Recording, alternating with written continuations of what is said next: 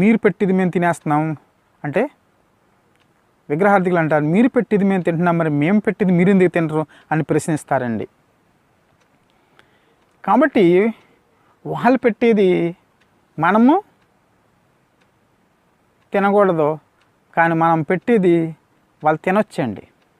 ఎలాగనంటే మనకిక్కడ వాక్యం ఏం చెప్తూ ఉంది అని ఏంటంటే, దేవుడు ఎవరు అన్న విషయము దేవుడు ఆదిలోనే మనకేం చేశాడు, బయలుపరిచాడు, తెలియపరిచాడు.